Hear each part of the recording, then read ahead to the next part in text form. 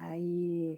Olá, pessoal, muito boa noite, queridos amigos, minhas amigas, sejam todos muito bem-vindos a mais uma live, né, transmitida aqui pela nossa página oficial do Cefa Miami, pelo Facebook, e nós estamos aqui 7h30 com o nosso convidado especial demais, querido do nosso coração, que está aqui ao meu lado, o Carlos Campetti, né, amigo de nossa casa, de tantas casas espíritas, né, Carlos? Há tanto tempo, tantos anos nessa jornada aí, trabalhando fortemente pelo movimento espírita, levando essa doutrina tão amada mundo afora. Campetti, querido, seja super bem-vindo aqui conosco nesta noite. Muito obrigado, Márcio. É uma satisfação imensa estar com vocês, não é? Aqui nessa live com o pessoal do Cefa e quem mais puder acompanhar, a gente já manda a nossa saudação fraterna para todos. É uma satisfação imensa mesmo. Uma lástima que não pode ser pessoal, mas que seja virtual com muito carinho, com muito amor. É verdade, sentimos a sua falta aqui este ano. Pessoal, essa live vai ser transmitida no YouTube a partir de amanhã. Nós criamos uma conta e amanhã vai estar lá disponível para todo mundo. Mas eu estou vendo assim, aqui muita gente entrando, pessoas da casa, pessoas de outros estados, amigos do Brasil. Sejam todos muito bem-vindos. Essa live vai estar disponível também na nossa página e depois, como eu falei, no YouTube. Nós vamos ter mais ou menos uma fala de 40 minutos e depois o Carlos vai abrir para perguntas e respostas. Como o tema é super interessante, vai dar margem para muitas perguntas, vamos aproveitar, pessoal. Perguntem mesmo. O tema da noite é as relações amorosas no plano espiritual. Um tema lindíssimo que todos nós temos muitas dúvidas, curiosidades, não é mesmo? E eu acho que a gente pode... Olha quanta gente entrando, que bacana, que alegria. Eu acho que a gente pode já dar início. O que você acha, Carlos? Sim, com certeza. Bem, então, eu vou ler aqui um pequeno, e eu digo que é pequeno, uma pequena biografia aqui da parte espírita do Campetti, porque o trabalho dele é imensamente maior do que isso, mas eu perderia muito tempo se eu fosse ler tudo, falar tudo que esse nosso irmão já fez dentro do movimento. Então, vamos lá. O Carlos Campetti, então, ele é jornalista com pós-graduação em marketing e MBA. Ele está aposentado pelo Banco do Brasil, é membro da junta diretiva da FEB, Federação Espírita Brasileira, e coordenador da área de estudos do Espiritismo e do Conselho Federativo Nacional, também da FEB. Ele é presidente do Centro de Estudos Espíritas Sem Fronteira, é um trabalho totalmente virtual. Eu coloquei aí no comecinho, pessoal, o endereço, tá? Que é www.cesemfronteiras.es. Ele é médium também de psicofonia e conferencista, coautor dos seguintes livros: Passes à Luz do Espiritismo e Trabalho Mediúnico, Desafios e Possibilidades. É autor dos livros O Espiritismo ante as Religiões e Materialismo, Influências na Sociedade. E também o Desobsessão e Seus Desafios, eu tenho inclusive esse livro. Então, meu querido, seja muito bem-vindo, é uma alegria imensa, uma honra muito grande tê-lo aqui conosco, e a palavra é toda sua. Eu vou sair agora e deixo você aqui à vontade. E, pessoal, vamos já colocando as perguntas para a gente já ir selecionando. Espero que a gente consiga responder a maior parte delas, mas podem já ir fazendo as perguntas que eu vou anotando, tá bom? Então, vamos lá. Muito obrigado, Márcia. Agradecimentos a todos pelos cumprimentos no chat. E a nossa saudação fraterna a todos que nos estão acompanhando nessa live hoje, e o nosso pedido aos benfeitores amigos que eles nos auxiliem. Nós sempre pedimos que eles não nos deixem sós, não é? Que eles nos inspirem, não somente as palavras, mas também o entendimento de todos que estamos participando porque o importante é que nós possamos compreender esse assunto, que, como a Márcia disse, é muito interessante.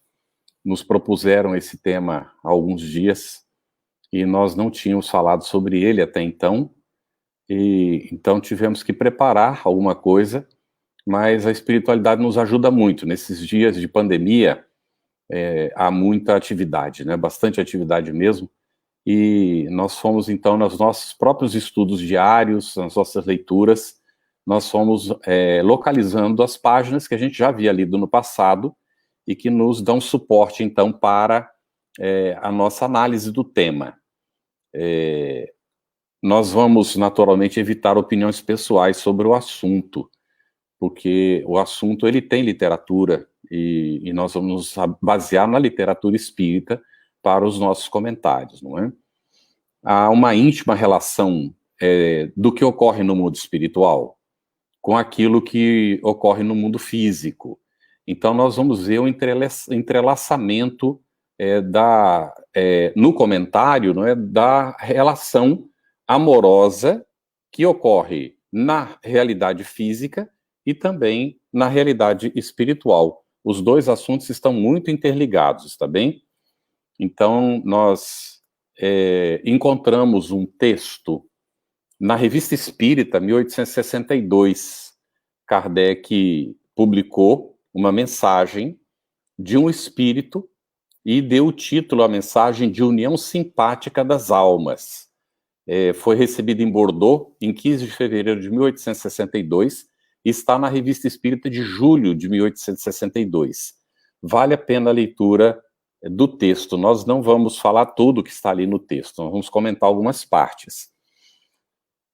É uma conversa do mentor espiritual com a médium, e é muito interessante.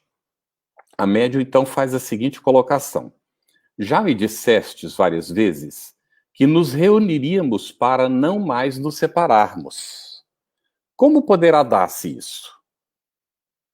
E aí ele vai, então, fazer os comentários, né, na sequência, que nós vamos, inclusive, extrair aqui mesmo da própria mensagem, tá bem? Há uma outra mensagem também em maio, mas não ela fala das dificuldades, a gente vai fazer uma referência já já. Então, ele diz assim: eu to disse, Deus permite aos que se amam sinceramente e souberam sofrer com resignação para expiar suas faltas, reunir-se a princípio no mundo dos espíritos, onde progridem juntos, a fim de conseguir encarnações nos mundos superiores. Podem, pois, se o pedirem com fervor, deixar os mundos espíritas na mesma época, reencarnar-se nos mesmos lugares e, por um encadeamento de circunstâncias previstas, reunir-se pelos laços que mais convierem aos seus corações. Opa! Então está dizendo que as relações no campo físico são decididas para aqueles espíritos que se amam de fato no mundo espiritual antes da reencarnação. Bem, nós já aprendemos com a espiritualidade e no estudo do próprio espiritismo que os espíritos que já chegaram a certo grau de elevação, eles têm condições de participar do planejamento reencarnatório. Está bem? Então, aqui ele coloca isso, que estando, no mundo espiritual, havendo uma relação, os espíritos se amam, eles podem ter a convivência no mundo espiritual e programar para reencarnar no mesmo planeta, na mesma localidade ou em localidades diferentes, mas se encontrarem conforme os planejamentos. São certas circunstâncias que são planejadas para que elas venham, então, permitir que aquele casal, aqueles espíritos que se programaram reencontrar, se reencontrem. Bem, ele vai... nós vamos observar, então, que há um planejamento, não é? Agora, há uma exceção. para aquelas relações fortuitas que ocorrem em função dos desejos. Não tem um planejamento, elas ocorrem à margem de toda a previsão, porque depende do livre-arbítrio das criaturas. Ah, mas acontece esse tipo de relação? Sim, ocorre. Ah, mas no mundo espiritual também acontece? Também ocorre, porque os espíritos se atraem conforme os seus interesses, conforme a semelhança dos seus desejos, das suas propensões, daquilo que mais gostam. Então, eles se atraem e podem, não é, manter naturalmente relações na realidade espiritual também em função dos desequilíbrios que cultivam. Bom, mas como fica quando acontece a morte, não é? Está aqui encarnado, está tendo a relação, aí vem a morte. Muito bem, os que se amam vão continuar ligados. Quando não há o amor de fato, não é, há uma ligação por interesse, então possivelmente não vai haver uma sequência no mundo espiritual. Porque não há efetivamente uma ligação, né, de amor. Há uma ligação que aconteceu em certa circunstância por alguns interesses.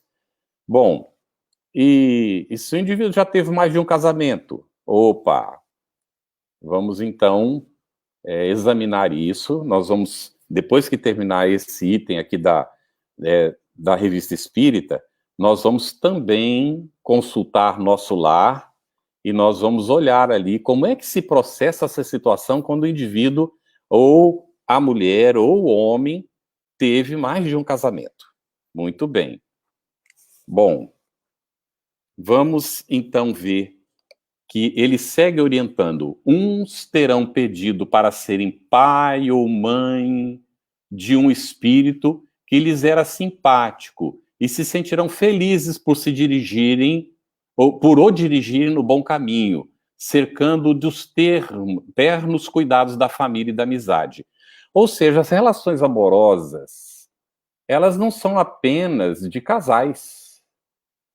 Também há relação amorosa dos espíritos que recebem outros espíritos como seus filhos, como familiares. Às vezes, a gente vê, durante o processo da vida mesmo, nossa, irmãos que se amam profundamente. E é natural que, depois da desencarnação, quando estão no mundo espiritual, seguirão se amando. Da mesma forma, como irmãos, com o mesmo carinho com que se tratavam, não é, se relacionavam, vão seguir se relacionando na realidade espiritual também. Bem, aí ele diz assim, depois disso: outros terão pedido a graça de se unirem pelo matrimônio e verem escoar-se muitos anos de felicidade e de amor. Que maravilha isso, não é? Eu sempre digo para minha mulher, quando a gente às vezes está andando, né, na rua, e aí vê um casal já velhinho, com as mãos pegadinhas assim caminhando, aí eu digo para ela: querida, eu quero que isso aconteça conosco. Está chegando cada vez mais próximo, não é? A vida vai passando tão rápida, não é? A gente andar de mãos dadas, abraçadinhos, já, não é, com a nossa, depois de anos de casamento, é uma coisa tão bonita isso, não é? Aí ele diz assim, ó: refiro-me ao casamento entendido no sentido da união íntima de dois seres que não querem separar-se mais. Olha o que ele está falando. Entretanto, tal como é compreendido na Terra, o casamento não é conhecido nos mundos superiores. Opa! Vamos lá então. Nos mundos superiores não tem casamento como é entendido na Terra. De que mundos superiores ele está falando? Será que ele está se referindo ao nosso lar? Não. Não está se referindo ao nosso lar, não. Nosso lar está ligado à Terra, está na terceira, quarta esfera da Terra, não é? Da terceira para a quarta esfera da Terra. Está ainda ligado ao umbral, tem fronteiras com o umbral. Está ligado à Terra. O nosso lar não é o mundo superior a que ele se refere. Ele está falando a outros planetas mesmo, superiores. Está bem? Então, nós vamos examinar que, na realidade espiritual, no plano espiritual, que está circundante à Terra, que é ligado à Terra, às relações mais superiores. Mas nos mundos mais superiores não tem o casamento como nós entendemos na Terra. Porque aí ele vai fazer a explicação. A união é das almas. E a união sendo das almas é o compromisso das criaturas perante Deus. E, portanto, não é preciso, como a lei dos homens, para regular a relação, ter a necessidade do cartório. Antigamente era só o casamento, em alguns países, o casamento feito religioso, que até valia como legal para as leis do país, esse tipo de coisa assim. Mas, nesse mundo superiores, a ligação dos seres, ela se dá por essa afinidade afetiva das almas. E é o compromisso daqueles dois seres para com Deus. Bem, é interessante. Surge. A gente já vai tentando entender. Os espíritos nos mundos superiores, eles têm corpo como a gente tem, nem em nosso lar o corpo é igual ao nosso, porque lá é um perispírito, é um corpo já mais que tensenciado, não é? Não é um corpo de carne como nós conhecemos, e nos mundos superiores vai depender da condição do mundo, do grau de superioridade, o espírito ele vai tendo um corpo mais conforme com as funções que ele desenvolve ou que desempenha. Se está no mundo superior, se a gente ler o nosso lar, nós vamos lembrar a questão da alimentação, nós vamos até falar um pouquinho sobre isso. A alimentação, ela não existe como nós conhecemos nos mundos superiores. Portanto, um espírito vivendo no mundo superior, naturalmente não tem estômago no seu perispírito, porque não precisa disso. E também não tem relações sexuais, porque os espíritos são muito claros, e Kardec deixa isso muito objetivamente esclarecido. Os espíritos não têm sexo. E então, nos mundos superiores, a relação de alma para alma não se dá como nós entendemos. Mas eles continuam se amando, mas é lógico que continuam se amando intensamente, de uma maneira que a gente não tem como descrever. Mas não precisam do atrito das células para a sua relação, inclusive, porque nesses mundos a reencarnação ou o nascimento dos seres lá não acontece da forma como aqui na Terra.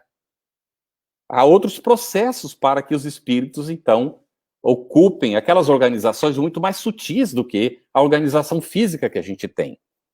Então é preciso a gente entender. O laço do amor não se perde nunca, exatamente. Os laços de amor nunca se perdem. Mas não é, se transforma a maneira, a forma da relação. Está bem? Ficando claro isso, nós vamos ver, então, que ele vai nos informar que, efetivamente, nós, nesses lugares de felicidade, de liberdade e de alegria, os laços são de flores e de amor. Então, nós teremos uma relação muito mais sublime, digamos assim. Não creais que por isso seja menos duráveis. Olha, as relações aí são até mais duráveis do que na Terra, não é? Se o coração fala e guia nessas uniões tão doces, não é? Só o coração fala nessas uniões tão doces, tá bem? Uniões livres e felizes, casamento de alma perante Deus. Eis a lei do amor dos mundos superiores. E os seres privilegiados dessas regiões abençoadas, sentindo-se mais fortemente ligados por semelhantes sentimentos do que são os homens na Terra, que muitas vezes desprezam os mais sagrados compromissos, não oferece o deplorável espetáculo de uniões perturbadas incessantemente pela influência dos vícios, das paixões inferiores, da inconstância, da inveja, da injustiça, da aversão, de todas essas horríveis inclinações que conduzem ao mal, ao prejuízo e à violação dos mais solenes juramentos. Ah, se nós soubéssemos respeitar os juramentos que fazemos. Ah, se nós soubéssemos. Seria tudo tão mais simples, mas seria também tudo mais profundo. O sentimento se sublimaria. Bem, então, ele vai dizer, pois bem, esses casamentos abençoados por Deus, essas uniões tão afetuosas, são a recompensa daqueles que, tendo se amado profundamente no sofrimento, pedem ao Senhor, justo e bom, para continuarem a se amar em mundos superiores, sem contudo temerem uma próxima dolorosa separação. Então, pode acontecer, não é? A separação. E aí? Mas a separação, ela não é essa coisa dolorosa, porque vejam bem, esses espíritos nesses mundos superiores, eles não estão presos ao planeta como nós aqui. Nós vivemos na Terra que recém sai da condição de expiação e provas. Segundo, do primeiro minuto, da primeira hora da rejeição ainda. A Terra está nessa situação. Então, nós não conseguimos sair do planeta. A gente viajou para a Lua, manda satélites, mas a gente não... Por que será? Quem viu o filme Avatar vai entender o que aconteceria. Ou então Guerra nas Estrelas. Nós queremos levar a guerra para tudo quanto é lado, para onde nós vamos ainda. Então nós não podemos, nós não sabemos conviver com a natureza sem explorar a natureza, sem prejudicar a natureza. Então, se a gente saísse da Terra, nós iríamos querer explorar os minérios, como acontece no filme Avatar, sem respeitar os seres do local, sem respeitar a natureza do local, porque a gente não respeita nem a nossa. Ainda não aprendemos isso. Então, a gente tem que ficar tranquilo no nosso coração, porque nós só conseguiremos sair da... Tivemos aprendido, ao invés de competir e cooperar, ao invés de prevalecer o egoísmo, vai prevalecer a abnegação, a entrega ao outro. Ao invés de a gente ver as ações em função do orgulho, nós veremos as ações em função da caridade. Então, aí nós provavelmente, mas quando acontecer isso, já não teremos mais também, provavelmente, esse corpo tão denso como nós temos, porque já teremos dado passos no caminho evolutivo. Muito bem. Daí a nossa tranquilidade em relação à possível visita de outros seres, de outros mundos aqui na Terra. Se nós não conseguirmos sair do planeta em função da nossa inferioridade, seres que estão em planetas como a Terra, ou similares à Terra, ou pouco mais adiantados que a Terra, também não conseguem sair de lá. Então, se nós recebemos visitas dos supostos extraterrestres, são sempre superiores a nós. E possivelmente não tem um corpo como o nosso, nem peça ter corpo visível para nós. Está bem? Então, acidentalmente, a gente pode ver alguma dessas supostas naves, vamos dizer assim. Vejam lá. André Luiz, o livro é Obreiros da Vida Eterna. A gente recomenda muito a leitura da série A Vida no Mundo Espiritual de André Luiz, tá bem? Vamos entender muitas coisas ali. E André Luiz está com numa excursão junto com um grupo de pessoas, né, de espíritos, e vem em direção à Terra, mas eles passam no umbral por uma casa transitória. E aí a pessoa, o espírito que está encarregado dessa casa transitória, ele tem direito a um carro. E ele empresta esse carro para eles. Como será que é esse carro no mundo espiritual? Então, se eles estão dentro desse carro, eles estão vindo para a Terra, e por algum acidente ou qualquer coisa que aconteça, alguém visse, dentre os encarnados nós aqui, víssemos aquele carro, o que iríamos pensar? É um OVNI. Lógico que iríamos pensar que era um OVNI, não é? Porque esse carro estaria planando no ar. Ele não estaria andando com rodas em cima da rodovia, ou da estrada, ou da rua. Não é? Ele estaria naturalmente, é um carro que voa. Então, a gente já pensaria que era uma nave espacial. Então, nós vemos que aqui na Terra ainda, a maior parte dos casamentos, ele ocorre por expiação e provas, tá bem? O número de casamentos por amor é muito pequeno ainda. É o que nós encontramos na descrição de André Luiz. quando ele vai comentar, não é, com a irmã Laura. Nós queríamos terminar aqui o texto, no final, no último parágrafo do texto, ele diz assim, ó: além disso, é preciso levar em conta que os espíritos se desmaterializam à medida que se elevam e se depuram, como a gente vem comentando.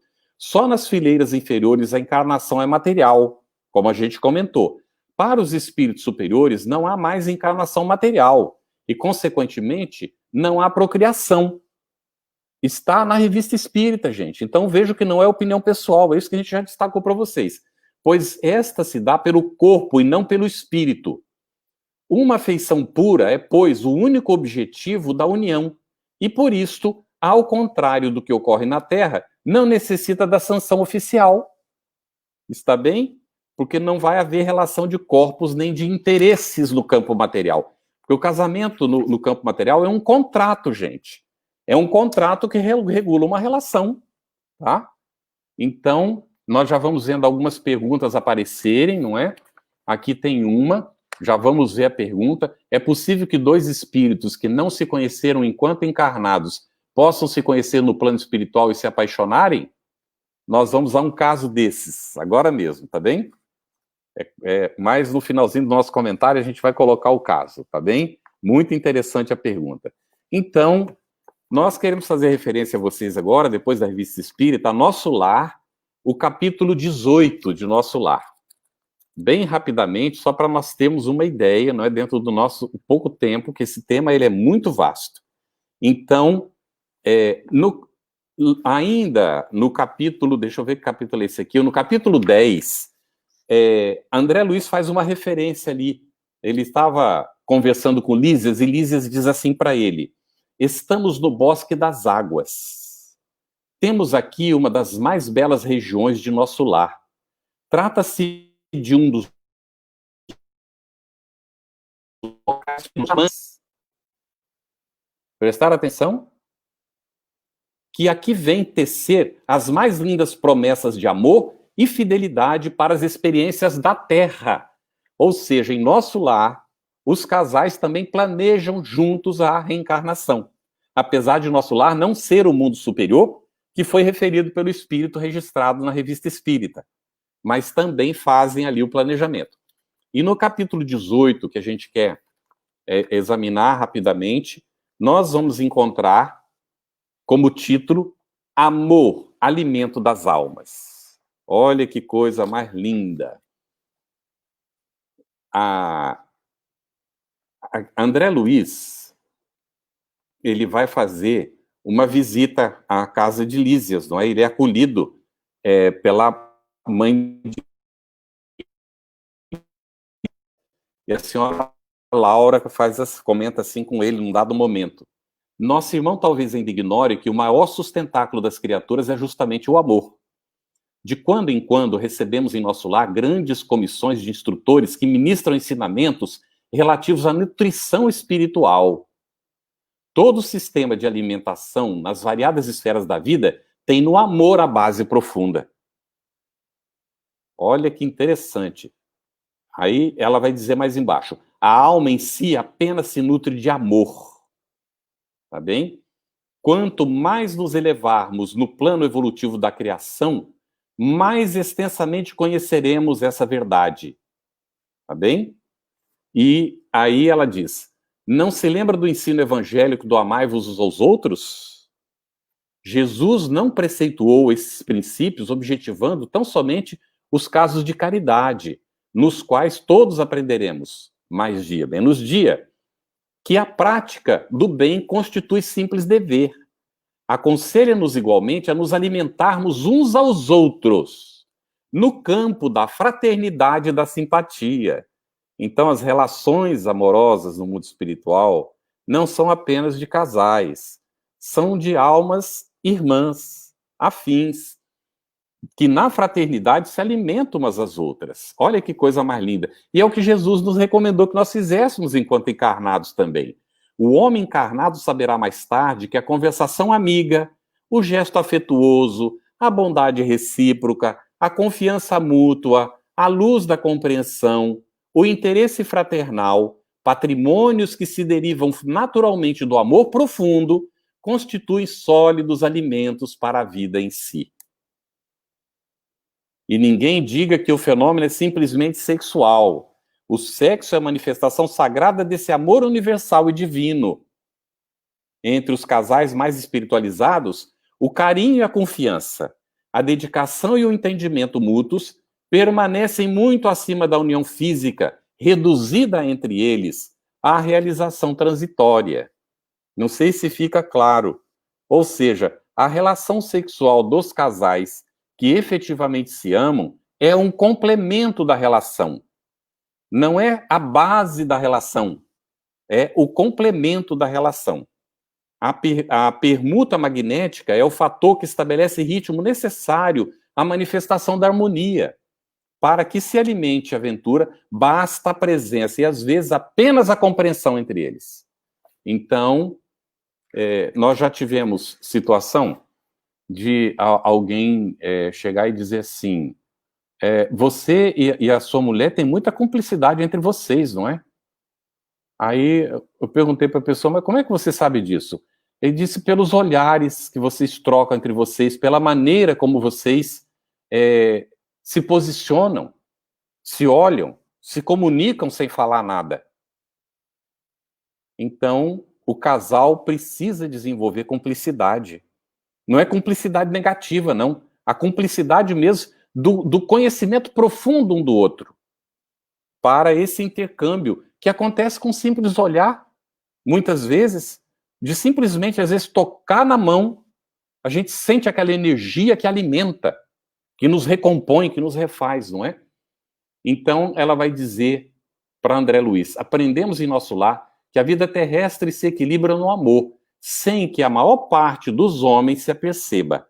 Almas gêmeas, almas irmãs, almas afins, constituem pares e grupos numerosos. Há almas desse tipo todo. Almas gêmeas, almas irmãs, almas afins, que se agrupam.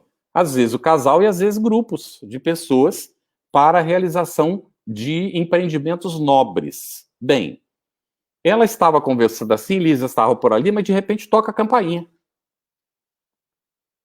Tocou a campainha. Aí vai atender, e são dois amigos de Lísias que vêm buscá-lo, que são Polidoro e Estácio. Para que vêm buscá-lo? Porque eles vão para uma excursão. Agora não é para o Campo das Águas. Eles vão para um outro local, que é aqui o Campo da Música. E o que é que eles vão fazer? Eles vão se encontrar com as suas namoradas.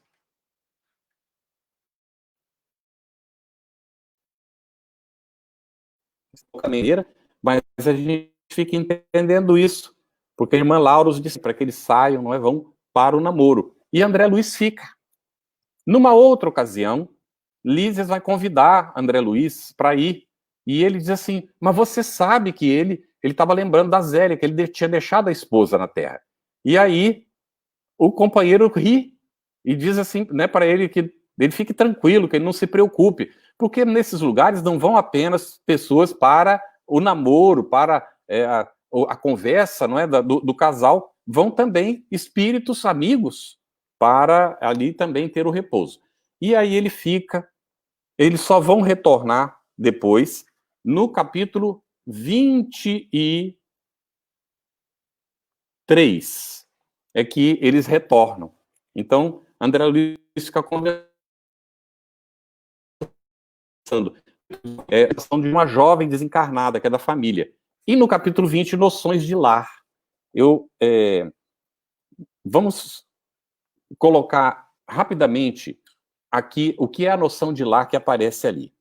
Aparece ela dizendo que uma vez ela assistiu uma palestra de um matemático que veio dos planos superiores e explicou que o lar, ele forma no ângulo reto. Tem duas retas para formar o ângulo. A reta, no sentido vertical, é o sentimento feminino, que está sintonizado com os aspectos espirituais da vida. E na reta horizontal está o sentimento masculino, que está voltado para a atenção dos aspectos práticos da vida. Estou colocando com as minhas palavras, tá bem? Então, aí ela não falou de homem e mulher, ela falou de sentimento, tá bem? De sentimento. Tem que prestar muita atenção nisso, porque ela está tratando de sentimento. E aí ela diz que, né, ele continuou comentando, dizendo que o lar vai nascer do equilíbrio entre esses dois sentimentos, no ângulo reto. Quando prepondera o sentimento, a gente faz dedução então, não é? O sentimento feminino prepondera. O lar perde o contato com a realidade do campo material onde ele está situado. Quando prepondera o sentimento masculino, então o lar se concentra nos aspectos materiais da vida e se descuida dos aspectos espirituais. E vejam aí, e depois ela vai então comentar, que ele informou que o lar é onde o homem e a mulher, aí parece o homem e a mulher, se encontram para o entendimento indispensável. Fundamental, então, esse equilíbrio. E não importa quem cumpra o sentimento, porque o homem também tem sentimento feminino e a mulher também tem sentimento masculino. E há circunstâncias na vida em que nós somos chamados a exercer esses sentimentos. E aconteceu, e perdoe pelo exemplo pessoal, mas aconteceu, nós estávamos vivendo nos Estados Unidos, tínhamos levado uma moça para nos ajudar com as crianças pequenas e ajudar com as coisas da casa, mas na casa aconteciam tantos fenômenos, não é? A porta abria sozinha, a garagem abria, e ela começou a presenciar esses fenômenos. Um dia aconteceu com ela e minha filha uma situação, e ela então disse que nós éramos bruxos e foi embora, nos abandonou. E aí, Estados Unidos, como contratar alguém para cuidar e tal, e eu assumi o compromisso com a minha mulher. Eu estava licenciado do meu trabalho profissional e ela trabalhando profissionalmente, diplomata, não é? Estava trabalhando profissionalmente. E eu assumi um compromisso com a família que eu cuidaria da família naquele período. Foram 2 anos e meio em que eu assumi o sentimento feminino e ela ficou exercendo o sentimento masculino. Nessa época, nós recuperamos a nossa filha, que estava se desligando da gente em função, não é, das circunstâncias da vida. E foi simplesmente, não me arrependo nunca de ter feito isso. E aconselho mesmo a quem tiver dúvida sobre o assunto, que não tenha não, que um dos dois exerça o sentimento feminino, porque ele é fundamental para o equilíbrio do lar, para o equilíbrio da família. Há muito mais para comentar sobre esse assunto. Nós vamos só encaminhar para um fechamentozinho, para abrir, então, para as perguntas de vocês que já estão aparecendo, não é? Então, a diagonal é equilíbrio na Terra. O que é o equilíbrio é o encontro do sentimento feminino com o masculino, dando esse ângulo reto para formar o lar. Esse que é o sentido do equilíbrio, está bem? E quando a mesma pessoa tem que cumprir... pode acontecer isso. Não é? Às vezes a mulher, ou às vezes acontece com o homem, de ter que cumprir os dois papéis, o feminino e o masculino. E não é fácil. É muito mais, digamos assim, fácil, é muito mais palatável, vamos dizer assim, quando os dois fazem isso. Mas quando acontece de ficar para a pessoa só, é possível fazê-lo. Não é preciso, às vezes, buscar muita informação, conversar, às vezes, com algum profissional, não é, que tem uma visão espiritual, naturalmente, para nos ajudar. Isso aí é muito importante e a pessoa pode exercer. Nós vemos, às vezes, casais que acontece isso, a separação, né? Nós temos familiares, inclusive, que resolveram não se casar mais e se ficaram dedicados às suas filhas, dando toda a atenção e cumprindo esses dois papéis. Não é? É possível fazer isso sim. Então, nós vamos ver, para finalizar aqui, não é? Que há uma situação muito interessante ainda no nosso lar, que é o capítulo 38, que fala do caso Tobias, que é aquela pergunta que apareceu. Tobias, André Luiz vai visitar, e ele é recebido pela esposa de Tobias, Hilda, e que apresenta para ele a Luciana como irmã. E na conversa ele vai entender, não é? Porque o próprio Tobias vai colocando a situação, que, na verdade, a Hilda foi a primeira esposa, e ela desencarnou. E então, Tobias casou com as núpcias. E ele desencarnou, voltou para o mundo espiritual, pelo que a gente entende, e a Luciana veio a desencarnar mais tarde, já mais velha. E ela, quando desencarnou, ela foi acolhida por Hilda, porque ela não tinha um lar para onde ir. E ela foi acolhida como irmã. Ela teve dificuldade, ela inclusive comenta, a Luciana diz assim: aprendi que há casamentos de amor, de fraternidade, de provação, de dever, e no dia em que Hilda me beijou, perdoando-me, senti que meu coração se libertara desse monstro que é o ciúme inferior. O matrimônio espiritual realiza-se alma com alma, representando as demais simples conciliações indispensáveis à solução de necessidades ou processos retificadores, embora todos sejam sagrados. Olha que coisa mais linda. E para fechar o comentário, em A Vida Continua, Evelina Serpa está enferma e se encontra com Ernesto Fantini, que também está enfermo. A mesma enfermidade similar. E os dois não se dão conta, mas eles vêm a desencarnar. E vão se encontrar num hospital que eles ainda acham que é no plano físico, no mundo espiritual. E aí os dois vão se dando conta de que eles, afinal de contas, estão desencarnados, vão enfrentar as decepções das relações que eles deixaram na Terra, especialmente ela achava que o marido estaria morrendo, não é? Porque ela tinha desencarnado, tinha morrido, né? E na verdade não era nada disso. Então, eles vão convivendo. E é interessante que conforme vai passando o tempo, ela vai amadurecendo, porque ela desencarna tanto quanto jovem. Ela vai amadurecendo no mundo espiritual, no seu perispírito. E ele, que estava mais velho, começa a rejuvenescer. O filme A Vida Continua não conseguiu mostrar isso, infelizmente, porque são recursos que custam caro para fazer às vezes. E então, os dois estão numa idade parecida, no momento em que eles procuram, não é, a informação para saber se eles poderiam se unir, porque eles estavam se amando no mundo espiritual. Então, há casamento no mundo espiritual? Sim, há casamento. Nas cercanias da Terra, com certeza, há casamento. Há relação do casal, no entendimento que nós temos aqui, no mundo espiritual perto da Terra? Provavelmente sim. Porque os espíritos que se desligam do corpo físico, mas que estão sujeitos ainda à reencarnação, guardam a mesma morfologia no seu perispírito. Inclusive, a depender de onde estão, ainda dependem de certos alimentos, ainda que seja um caldinho, como André Luiz coloca no nosso lar. E, portanto, tem algum tipo de aparato, não é? Digestivo. E possivelmente conservem também o aparato sexual masculino ou feminino, a depender das suas vinculações, não é? E aí isso é muito, muito claro mesmo. Eles poderão reencarnar outra vez, então conservam as mesmas morfologias.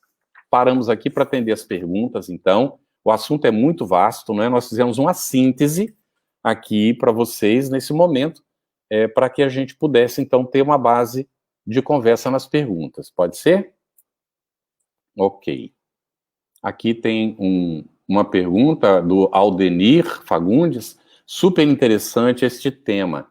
A minha pergunta é a seguinte: como entender o tipo de relação e sentimento de Alcíone por Pollux no livro Renúncia? Maravilhosa pergunta. Ele, Pollux, um ser insistente em trilhar caminhos errôneos. Como entender a ligação deste ser com Alcíone? Olha que interessante. As afinidades se estabelecem, às vezes, em períodos anteriores da evolução dos dois espíritos. Alcíone é um espírito muito afim com Pollux, apesar da distância evolutiva, porque ela evoluiu e ele ficou atrasado. Isso é muito comum de acontecer. Olha a situação de Emmanuel e de Lívia. Há 2000 anos, os dois estão juntos, não é isso? E ele fica para trás e ela vai. Só depois, olha, Levou 1.500 anos para ele conseguir se recuperar do engano que ele se envolveu. E ele ficou afastado dela, não é? Porque naquele período ele entendeu, mantendo relações com outras, não é? E ela nobremente, não é, seguiu tratando da mesma forma e tudo, desencarnou, seguiu sua evolução e ele ficou preso naqueles padrões, naqueles paradigmas, não é? E levou tempo para conseguir. Olha só a obra monumental que Emmanuel nos trouxe depois desse tempo todo, com a experiência que ele angariou aqui na Terra. Então, todos nós evoluímos. Pólicos algum dia também vai evoluir. Deverá estar fazendo o seu processo evolutivo também. Mas, quando eles virão, está lá, não é, logo no começo de Renúncia, 2 espíritos estão vendo que ela vem como uma estrela de luz, é o espírito superior já. Eles então comentam entre eles, ainda não será dessa vez. E por que ela aceitou?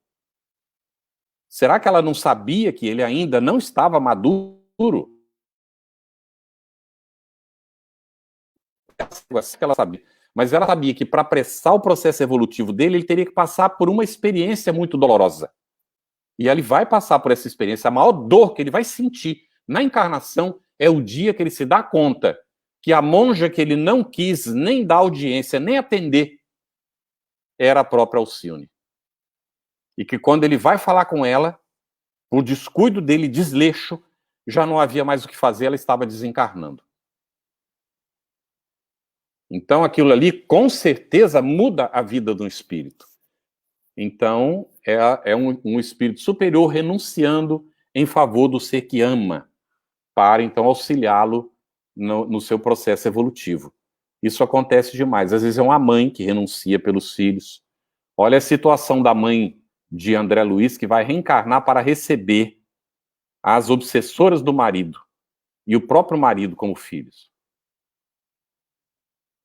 Ivonete, por que será que algumas pessoas não se casam? Será que em outras vidas se casaram muitas vezes? Não podemos afirmar isso, Ivonete, não é? Porque nós não sabemos de fato. Às vezes a pessoa não se casa porque ela programou dessa maneira. É um caso de Chico Xavier, por exemplo, não é? Um caso de Divaldo, que inclusive conta que teve um período que ele tinha ainda a ideia de que se casaria, tinha essa esperança, tinha essa ilusão, vamos dizer assim, de que ele viria se casar, não é? E depois os fatos foram evidenciando para ele que isso não ia acontecer nessa encarnação, que não estava na programação dele, não é? Então, antes de reencarnar, os espíritos podem programar para não se casar, porque vem com tarefas, vem com compromissos. Às vezes não é compromisso nem assim tão grande, é compromisso até com a família mesmo, de cuidar de algum irmão. Eu conheço uma moça, ela cuida do irmão, que é autista. Hoje ele está com praticamente quase 60 anos, e a mãe desencarnou e ela ficou cuidando. Ela nunca se casou. Não sabemos por que ela não se casou, mas é visível que ela assumiu um compromisso de cuidar desse ser que reencarnou ali necessitado por questões de vinculações do passado. Ela provavelmente não soube ajudar esse espírito ou prejudicou no passado, por isso hoje ele é autista e ela então quis vir ajudá-lo. Então pode ser por essas questões. Mas também pode ser que a pessoa não se case por expiação. É porque ela abusou no passado. Pode ser que se casou, sim, muitas vezes, e não respeitou os matrimônios. Ou não respeitou o matrimônio que teve. Então, às vezes, inclusive, prejudicou famílias. Até destruiu famílias. E aí vem no desejo de constituir família e não tem o mérito para isso. Então, tem a necessidade de passar, efetivamente, por essas situações, assim, de solidão. E olha, digo para vocês com toda sinceridade, eu acredito que uma das maiores provas ou das maiores expiações para o espírito é a solidão. Eu digo isso porque a solidão, ela nem sempre é a ausência de pessoas no nosso entorno, está bem? Porque eu fui um jovem que senti muita solidão. E eu tinha uma família, né? Os meus pais, meus irmãos, nós éramos 4, nós convivíamos, brincávamos, tinha amigos e tudo, muitos amigos. A gente tinha atividades e tudo na comunidade, não é? Já estudava o espiritismo desde os 9, 10 anos de idade, mas eu sentia uma solidão estranha, como se fosse a ausência do outro, como se eu tivesse numa expectativa, e por isso eu desenvolvi a convicção, desde que era muito pequeno, de que eu me casaria. Porque eu sentia a ausência dessa pessoa que eu não sabia quem era. Então, é muito, muito estranha, e por isso eu sei o sentido da solidão. A solidão é uma coisa horrorosa. No entanto, bastante cuidado. Nós não precisamos ficar solitários. Joana de Ângeles coloca que se nós somos solidários, não tem por que sentir a solidão. Eu vou me permitir contar muito rapidamente a vocês uma situação que ocorreu ali na FEB, um período, uma senhora, ela vivia mais ou menos uns 1.000 metros da FEB, mas não conhecia a FEB. Em Brasília tem essas situações assim, que as quadras, elas se abrem para um lado, e se a pessoa não tem trabalho ou não tem compromissos para passar na avenida do lado de cá, ela não sabe as coisas que tem naquela avenida. Não é? E a FEB ficava mais para baixo da casa dela, e ela sempre saía pelo outro lado, ia para o trabalho, fazia suas compras, aquela coisa toda, e nunca tinha visto os filhos grandes, já tinham até saído de casa, o marido arrumou outra. E a deixou. E a deixou com o apartamento. Ele disse que não a deixaria, não é abandonada, que ele não ia fazer uma coisa dessas, e até na partilha dos bens foi generoso com ela e tudo. Mas ela ficou sozinha no apartamento, inclusive, no mesmo apartamento, inclusive. Então, ela foi entrando no estado de depressão. Chegou um momento que ela estava num estado de depressão lamentável. E ela tinha uma amiga, muito amiga dela, íntima, que era espírita e frequentava a FEB. E essa amiga, então, a convidou para ir à FEB com ela, né, para ver se recebeu alguns passes e ouvir alguma palestra, se animava, né, se conseguia encontrar um caminho para sair da situação. E ela, então, foi. Começou a assistir palestra, com o tempo se ligou à casa, e ali, na convivência, ficou sabendo que do lado da FEB, não é, alguns metros depois, tem uma instituição de velhinhos. E então uma pessoa da FEB disse: olha, eu frequento lá, se você quiser ir comigo. Aí ela foi, por curiosidade, para conhecer, e adorou, simplesmente. Fez amizade com os velhinhos e passou a frequentar. Não é? E se afeiçoou com aquilo. E ela diz: olha, hoje em dia eu não tenho mais o problema. Porque quando começa a vir aquele sentimento que eu sei que a depressão vai pegar, eu desço direto para a FEB, ou eu vou enviesado assim, saio lá na casa dos velhinhos. E com isso, eu me completo na relação com os meus semelhantes. Então, se nós somos solidários, nós não precisamos ter solidão. Então, se a pessoa não se casou, verifique. Não fique preocupado. Qual é a causa? Por que aconteceu isso comigo? Eu estou sendo castigado? Não se envolva com isso, não perca tempo com isso. Procura ser útil. Ou à família, ou a alguma instituição, a alguém que precisa. E não há razão de forma nenhuma para a pessoa se sentir inútil por isso. É uma etapa da vida. E passa rápido. Rapidíssimo. Aqui tem outra pergunta. Casais que têm uma separação difícil voltam a se reencontrar no plano espiritual? Depende. Às vezes, inclusive, desencarnam e não se separam, não. Porque a desavença é tão séria que continuam, não é, lutando com a desavença no mundo espiritual. Mas, naturalmente, não será em regiões superiores, não é? Aí, esse casal terá que reencarnar para resolver as situações que ficaram pendentes, não é? Agora, não necessariamente, porque há casais que não conseguem se entender e que, ao desencarnar, o outro se dá conta, não é? Já vamos para a relação abusiva, Cristina. Só um minutinho, por favor. Então, aqui eu queria contar um outro caso para vocês, que esses casos ilustram e a gente entende muito. Eu tenho um amigo que nós trabalhamos juntos, ele era protestante. Ele já tinha sido católico antes e era protestante agora. Ele era jovem ainda, não é? Era meu chefe naquela sessão de trabalho. e tinha uma esposa linda, linda, mas é a expressão da mulher bonita. Uma coisa impressionante a beleza da mulher. E ainda, eles tinham 2 filhos pequenininhos ainda, e numa noite, ela, ainda jovem, ela desencarnou. E ele, então, entrou num estado, assim, tremendo, né? E foi ao pastor da igreja, porque eles não se entendiam bem, eles tinham algumas pendências como casal, e ele tinha a esperança da reconciliação com ela, e de que um dia eles iriam morrer, mas que todos eles iriam para o céu depois do juízo final. Não é? Mas agora, ela morreu bem no meio daquela situação. E aí o pastor disse para ele, olha, acontece que é assim, a gente não pode fazer nada agora, ela já morreu, isso aí é com Deus, não é? Se ela vai estar dormindo e ela vai esperar o juízo final e, bom, ela vai ter que responder conforme, não é? E ele ficou desesperado, porque ele amava a esposa, como é que podia ser?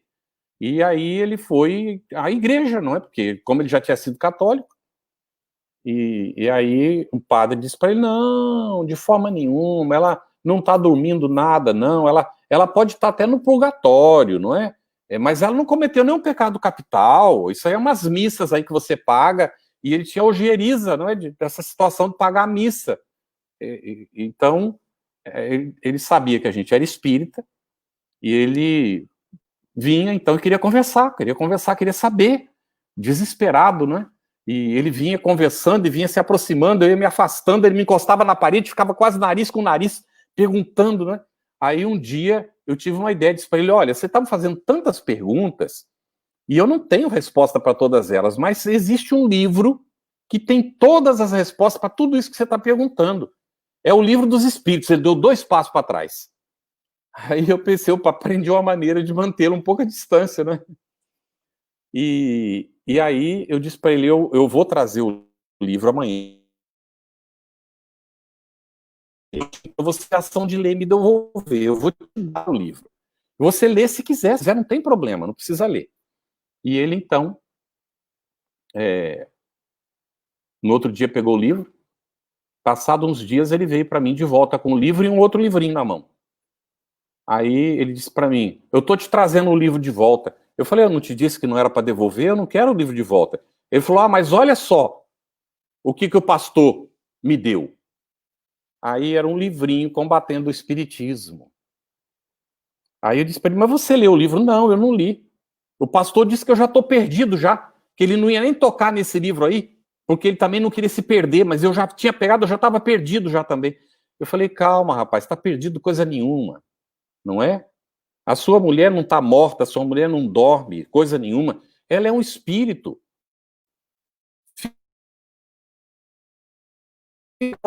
Eu tenho muito compromisso, mas vai me levar uns dias, mas eu vou trazer para você o resultado disso. O livro dos Espíritos, você fica com ele. O livrinho eu vou levar e depois eu te trago. Aí eu catei o livrinho e fui ler. Eu já conhecia a história, já tinha visto isso acontecer antes. O livrinho citava trechos das obras de Kardec, tudo escamoteado. Pegava pedaços e dava o sentido que eles queriam, não o que tinha dentro do livro. E então eu fui anotando para ele. Fui anotando a margem do livrinho, aonde estava aquilo, o que continuava escrevendo, eu fazia as anotações, indicava as páginas para ele. E depois de uns 10 dias eu trouxe o livrinho de volta e falei para ele, olha, eu vou te dar o livrinho de volta, com as minhas anotações, só que agora você não vai poder ler só o Livro dos Espíritos. Você vai ter que ler também o Evangelho segundo o Espiritismo, o Livro dos Médiuns, o Céu e o Inferno, porque todos eles estão aqui referidos e muito mal referidos. E a decisão vai ser sua. Mas esse seu pastor, me perdoe. Eu vou ser muito franco, ele é um mentiroso. Porque se ele está te entregando esse livro está cheio de mentira. Quem fez o livro também é mentiroso. Então você compara. Bom, ele pegou, foi comparar, resultado. Ele veio me perguntar onde ele podia frequentar, depois de passado um tempo. Começou a frequentar a FEB, se casou com uma outra moça, teve mais 2 filhos. A família inteira, até hoje, ora pela esposa primeira, não é? Os filhos estão casados, o casal, e ele se libertou desse preconceito, dessa coisa toda. Aí, o que vai acontecer agora? Ele casou 2 vezes. Quando ele voltar, com qual delas ele vai ficar? Lembra do caso Tobias. Olha o caso Tobias. Talvez não fique com nenhuma delas, porque pode ser que esses 2 casamentos fossem de compromisso. Também não sejam de almas afins, mas talvez seja com uma delas. Aí tem a outra pergunta, qual foi? Quando a relação é abusiva? Muito bem. A relação abusiva é uma situação que tem que ser examinada. Eu vou colocar 2 exemplos aqui também, tá? O primeiro exemplo eu vi num documentário chamado Humano, uma coisa assim. São 3 episódios. No primeiro episódio tem um depoimento de uma senhora. Ali tem vários depoimentos, né? Tem um depoimento de uma senhora. Ela diz que ela sofreu uma relação abusiva por muitos anos. Eu não me lembro, são 6 ou 8 anos. E aí, nessa relação, ela disse que o marido realmente abusava dela. E ela teve filhos com ele, e ele continuava abusando. Depois de passado todo esse tempo já com os filhos, um dia ela chegou à conclusão de que aquilo não podia continuar. E ela então foi falar com ele. E chegou nele, eu vou colocar com as minhas palavras, tá bem? Que eu não lembro exatamente as palavras dela. Ela disse que chegou nele e disse assim: olha, o que aconteceu até agora não vai acontecer mais, porque eu não vou permitir. Eu sei que você me ama. E que você faz isso achando que isso é amor, mas isso não é amor, não. E eu amo muito você também. Mas eu não posso mais ficar com você desse jeito. Então, eu estou aqui para conversar que a gente vai se separar. Ela disse que ele mudou a partir daí, que nunca mais tocou nela. Mas nem todas as situações são assim, não é? Essa daí ela conseguiu. É preciso reunir uma autoridade moral para isso, não é? A pessoa ter uma certa capacidade e a outra recapacitar. Aí eu vou colocar outra situação. Uma senhora trabalhando conosco durante um período, um dia ela chegou, ela já tinha contado algumas coisas que tinham acontecido antes.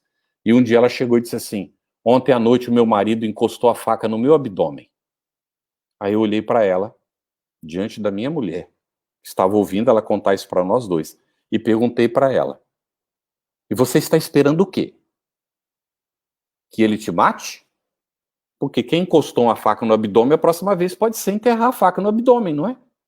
Então, nós conversamos um pouco mais e ela foi ter uma conversa com ele acompanhada, não é? Porque aí não pode ir sozinho. E efetivamente o caminho só deu separação, não tinha como solucionar. Teve que dar separação, não é?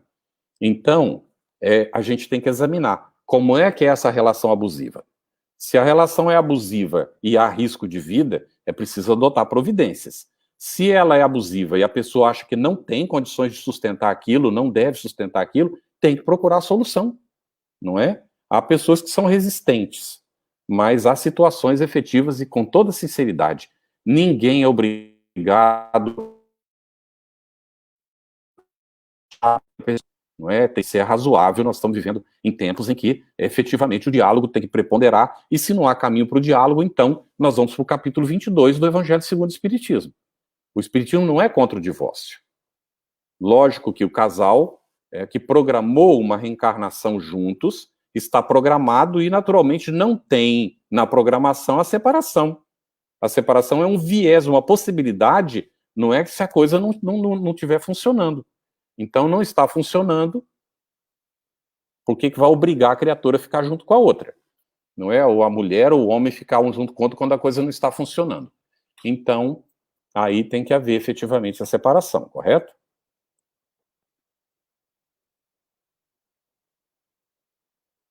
Alguma outra pergunta? Quando há seres que se amam, mas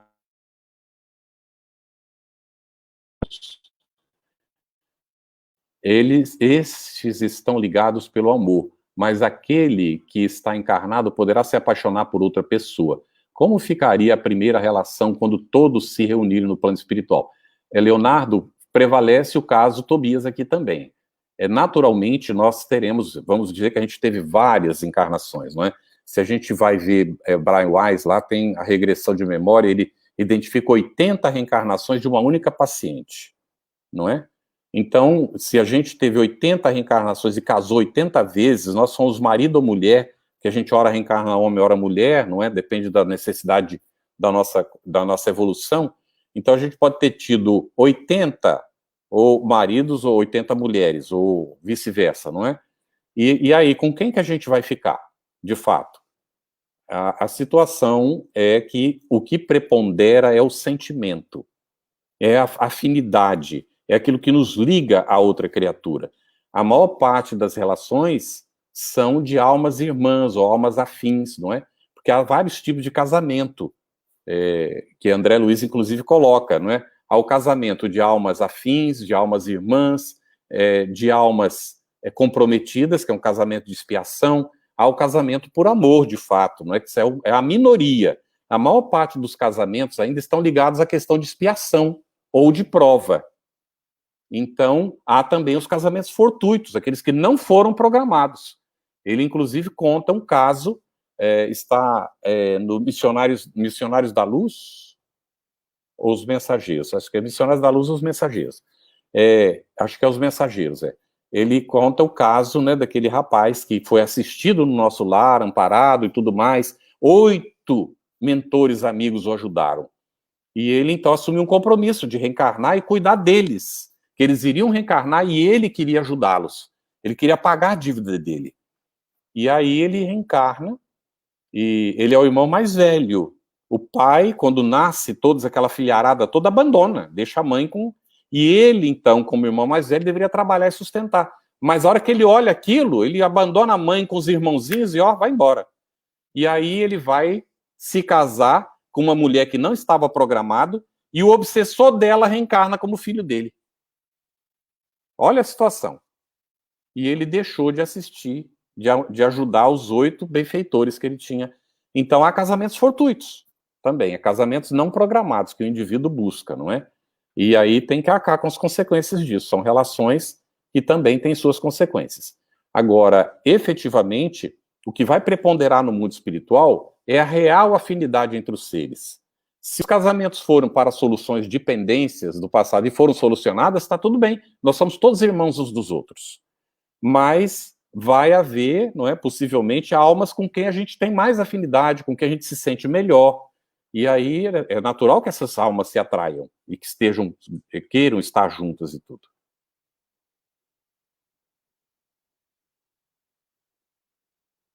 Porque tem pessoas que se casam e ainda assim se sentem incompletos. É interessante. Porque, na verdade, não é o outro que completa a gente. Aquela ideia da alma gêmea, Allan Kardec, inclusive, diz que a alma gêmea não existe. Os espíritos respondem para ele nesse sentido, de um completar o outro, porque ninguém foi criado, não é como se fosse um pedaço para outro completar. Todo mundo é completo em si mesmo. Então, o que nos atrai, de fato, para uma relação equilibrada, uma relação verdadeiramente de amor, é o sentimento, não é? Mas não há essa ideia de completar. Quando nós nos sentimos incompletos, é porque nós ainda não nos conhecemos perfeitamente. Nós não desenvolvemos os nossos potenciais. Não é o outro que vai fazer isso por nós, nem vai resolver isso para nós. Somos nós que vamos resolver para nós mesmos. É por isso que a gente diz assim: ninguém pode nos fazer felizes. Ninguém. Ninguém tem essa capacidade. Nós é que nos fazemos felizes. Então, há um livrinho do Dom Miguel Ruiz, ele escreveu The Four Agreements, mas ele escreveu também O Mestre do Amor, The Master of Love. Ele coloca uma história nesse livro que é muito interessante. Diz que, andando pela praça, tinha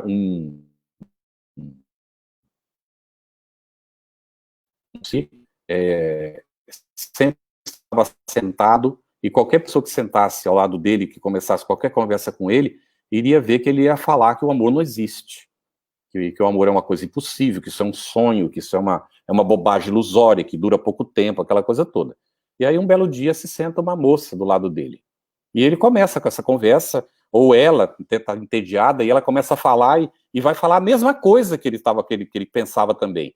E ele diz: não, mas que interessante, eu também penso isso. E aí os dois começam a conversar e ficam ali um tempo enorme. Aí no dia seguinte, ele fica esperando aquela hora, ver se ela vem, ela apareceu, senta, e eles conversam, e aquela coisa toda. Passado um tempo, estavam acostumados a se encontrar para conversar, um belo dia ela não aparece. E ele, então, sentiu a ausência dela. E ficou, né, e pensou, meu Deus, que ela mora, nem nada. E ficou naquela angústia. Aí no dia seguinte, estava ele lá, no horário, esperando. E lá vem ela. Aí ele se sentiu aliviado. Quando ela chega, ele diz assim, nossa, eu senti tanto a sua falta ontem.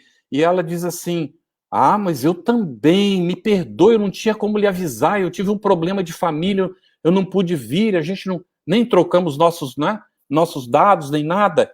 E aí ele olha para ela e diz assim, mas será que isso não é... E era, né? Aí então ele fica tão feliz que ele diz para ela, você é a única capaz de fazer minha felicidade. E pega a estrela, não é, que ele tem, que simboliza a felicidade dele, e vai querer que ela segure. E ela diz, não, mas você não faz isso comigo e tal. Naquele medo de pegar, a estrela cai no chão. Se despedaça toda. Quem passasse ali pela praça veria um velhinho sentado no banco. E quem sentasse ao lado dele ouviria sempre a mesma história. O amor não existe. Então, se nós estamos esperando que alguém, né, nos complete ou que alguém faça a nossa felicidade, isso provavelmente não vai acontecer, tá bem? Porque não é função dos outros. A função de alcançar realmente a nossa plenitude é nossa, não é nós temos que fazer isso, Deus, nosso Pai, colocou em nós as condições para isso. Lógico que nós podemos nos apoiar mutuamente, lógico que sim, mas não esperemos dos outros aquilo que os outros não têm condições de nos dar, porque nós vamos nos frustrar. A maior parte das relações tem dificuldades e problemas justamente pelas expectativas que a gente cria em relação ao que o outro, a gente pensa que o outro deveria fazer, e que às vezes o outro não tem condições de fazer, e nem é obrigação dele fazer. Então, é muito bom a gente examinar isso. Eu agradeço muito, Cristiane, pela pergunta, que ela é uma excelente, aliás, todas as perguntas muito boas hoje, né? Tá muito bem. Tem mais alguma, gente?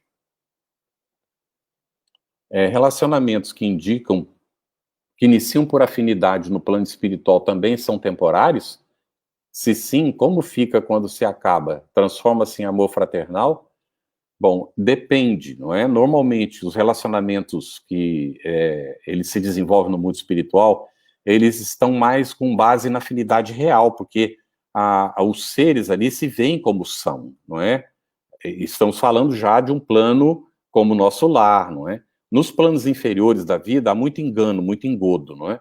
E os seres são como os encarnados, não é? E aí conseguem ainda se enganar os outros. Então aí não conta, tá bem? Vamos falar de planos que estão mais ou menos como o nosso lar, assim, e ali os seres se conhecem, né? Se veem, sabem como são. Então essa afinidade que se desenvolve ali, ela é legítima. É uma afinidade que efetivamente vai se sedimentando pela convivência, não é? Agora, pode acontecer, isso pode, é uma hipótese, mas pode ocorrer, de estarem dois seres ali, eles se sentem afins e vão examinar, não é, as suas condições do passado. E vão ver que eles têm pendências para resolver. E que a forma de resolver essas pendências, de repente, prejudicaram um ciclo de pessoas e que agora seria bom que eles recebessem como casal esse ciclo de pessoas. São dois seres afins agora, mas eles não necessariamente terão que ficar como casal. Mas como eles têm essa pendência, e a solução é vir como casal e receber esses outros seres como seus filhos, eles virão a casar-se. Então, temporariamente, eles estarão nessa relação. E quando voltam depois ao mundo espiritual, eles observam que conseguiram, não é? Ajudaram aqueles seres que eles haviam prejudicado, chegam bem no mundo espiritual os dois, e naturalmente tem outras almas com que eles têm mais afinidade. Lógico que eles irão ficar, cada um deles, com a alma com quem eles têm mais afinidade, e não o casal ter obrigação de ficar junto porque tiveram aquela relação. Tá bem? No mundo espiritual, o que prevalece de fato é o sentimento real das criaturas, dos seres, e não o suposto compromisso. Tá bem? o casamento de jovens que casam por causa de uma gravidez não planejada, esse casamento foi programado? Ah, será que foi? Depende muito, não é? Pode ser que sim e pode ser que não. Agora, tem que tomar muito cuidado, porque muitas vezes a solução para a gravidez, não seja o casamento. O casal e a família, né, no caso, tem que examinar muito bem isso. Porque pode ser que depois de um engano, pode vir um engano pior ainda, não é? Colocar dois seres numa relação para a qual nem tinha programação, nem eles estão maduros para isso e nem em condições de assumir uma relação dessas, não é? Então, é por isso que a gente tem que pensar muito. O período da juventude é um período de contenção das nossas energias, de aprender a dominar os nossos potenciais, o que nem sempre os pais estão ensinando para os filhos. Então, há muita liberdade, não é? Como a gente diz, e aí, quando a gente comenta, como eu estou comentando, a gente é quadrado, é ser ultrapassado, não é? Mas, na realidade, nós teremos que aprender, mais cedo ou mais tarde, a nos respeitar uns aos outros, não é? A respeitar as outras pessoas e tudo isso. Então, são dias.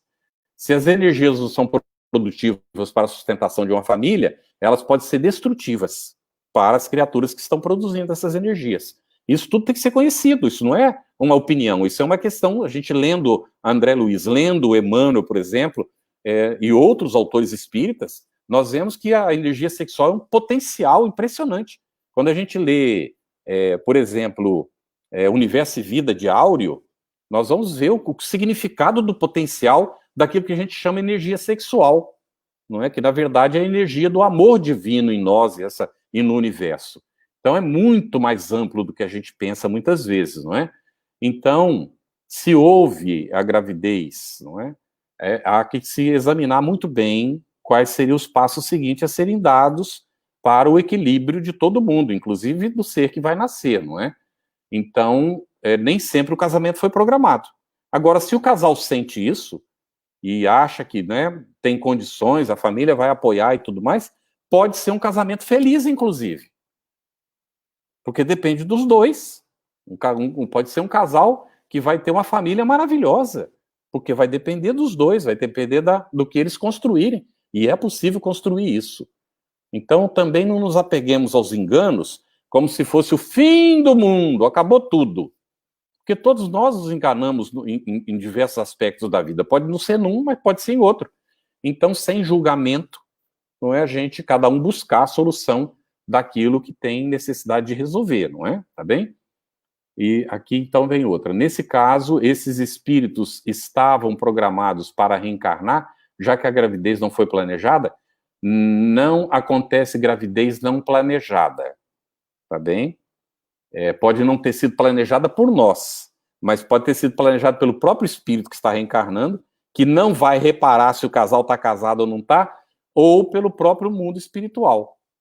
E às vezes, inclusive, é pego no processo da reencarnação o próprio obsessor do casal que está fazendo o casal, não é, manter a relação que não estava programada propriamente para ser daquele jeito. Então, já o André Luiz descreve que o próprio obsessor pode ser pego no processo reencarnatório. Então, tudo aí é possível de acontecer, não é? Mas as reencarnações compulsórias, por exemplo, não foram planejadas nem pelo ser que vai reencarnar. Às vezes os pais estão concordando com aquilo, mas é planejada pelo mundo espiritual. Então, não há essas reencarnações não planejadas em princípio. Há aquelas que acontecem ao sabor da lei divina, mas está dentro da programação da lei divina. Tá bem? Não foi programada por nós encarnados, mas tem aqueles que programam. Às vezes a espiritualidade coloca essa situação.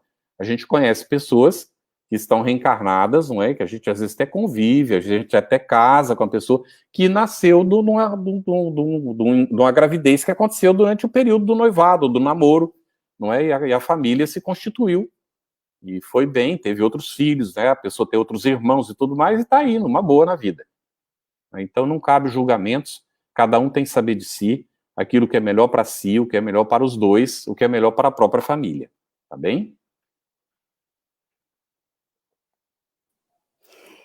Oi, Campete. Oi. Bom, nós estamos já, pessoal, com 1h20 de live. Acho que Tá vamos bem. para a última pergunta. O que você acha? Inclusive porque eu tenho um outro compromisso daqui a 10 minutos.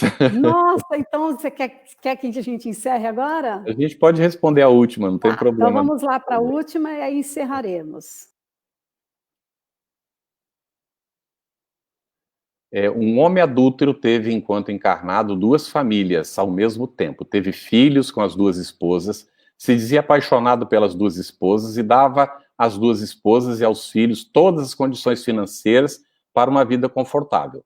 Elas desconheciam esta situação. Como fica a situação dele e das 2 esposas no mundo espiritual? A resposta começa com um depende. Depende da consciência de cada um. No caso de André Luiz, ele descreve que a mãe dele, né, quando ele pergunta pelo pai, ela vai informar que o pai está nas trevas e que ela está tentando ajudá-lo, mas que ele está nas malhas, não é daquelas com quem ele manteve relações, porque ele tinha 2 famílias, ela não sabia e ele não contava. Então, como ele mantinha isso em segredo, quando chegou no mundo espiritual, ele tem vergonha, ele não admitia a aproximação da esposa para ela, dando oportunidade, iria reencarnar para ajudar a ele e as... Então, aí a questão diz, as obsessoras, e ela trata de irmãs, que são irmãs que estão equivocadas e que precisam de ajuda, não é? É quando o espírito consegue vencer o ciúme, o potencial de realização é uma coisa tão impressionante. Então, vai depender da consciência de cada criatura. Normalmente, né, o indivíduo que mantém uma relação secreta, ele não contou nunca, é porque ele tem vergonha da situação. É normal que seja assim, não é? E a depender de como isso afeta a sua consciência, quando chega no mundo espiritual, isso pode ser um grande problema para ele. Mas a depender da consciência do indivíduo, ele não vai sentir isso dessa forma. Não é? De toda maneira, não é? O ideal é não ter a poligamia, ela não é da lei divina. Está muito clara no Livro dos Espíritos, não é opinião pessoal minha, não. A poligamia não inclusive os Espíritos respondem, o casamento, não é como nós o conhecemos, é um passo no progresso da humanidade. É um passo no progresso da humanidade, justamente para sair da poligamia e ter o respeito para com as outras pessoas. E consideremos que poligamia pode acontecer não apenas quando o indivíduo está casado, mas quando o indivíduo está comprometido com o outro. Porque o casamento é um papel que a gente passa lá no cartório. O que vale perante a lei divina é o compromisso que a criatura assumiu com a outra. Ou que as duas assumiram juntas. Isso em si é o casamento, é o compromisso. E quando a relação acontece, não é? E já havendo o compromisso, isso já é poligamia. A gente agradece muito, Márcia, né, a oportunidade de estar com vocês. O assunto nos toca muito diretamente. A gente espera ter atendido, né, algumas dos questionamentos. E se tiver outras perguntas, Márcia, eu pediria, por favor, que as guarde para mim, se puder me mandar depois, porque a gente está juntando isso tudo para depois fazer um texto para publicação. E aí a gente aproveita as perguntas, elas são ótimas, porque nos dirigem para aquilo que as pessoas realmente estão querendo saber sobre o assunto. Tá bem? Muito bom, maravilha, maravilhosa essa sua explicação. Tem outras perguntas sim, mas a gente sabia que o tempo não ia dar para todo mundo, né, ser atendido. Mas olha, Campete, nós te agradecemos do fundo dos nossos corações pela sua disposição, por você ter tirado esse tempinho aqui. A gente sugou, né? A gente foi perguntando, mas... Eu sei que nós vamos ter outras lives, outros temas, e você sempre dentro dessa grande sabedoria, seu grande conhecimento, sempre nos traz coisas muito boas. Então, nós agradecemos a você imensamente, agradecemos a todos os nossos amigos aqui que entraram, todos estão aqui elogiando, agradecendo, palavras muito bonitas para você. E, obrigado, Márcia. bem, eu espero que você tenha uma noite feliz, que você volte muitas vezes, né? Você é da nossa casa, desse nosso movimento aqui da Flórida. Muita paz, muitas alegrias, uma bênção de luz para você. Que você tenha uma feliz noite, um feliz despertar para o dia de amanhã. Que Deus obrigado, abençoe. Márcia. Nosso agradecimento a todos pela atenção e a oportunidade de estar com vocês. Muito obrigado, Márcia. Obrigado a todo o grupo, né? Que Jesus nos ampare sempre. Obrigado. Obrigada, querido.